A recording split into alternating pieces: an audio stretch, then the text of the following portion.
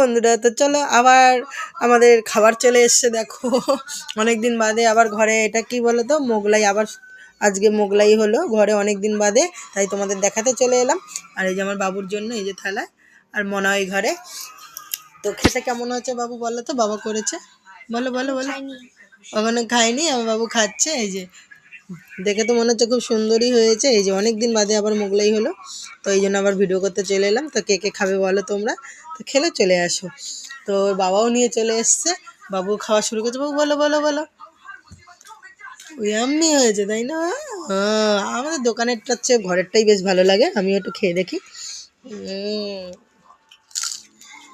আম্মু, যে যে খাবে চলে আসো, খেয়ে যেতে পারবো।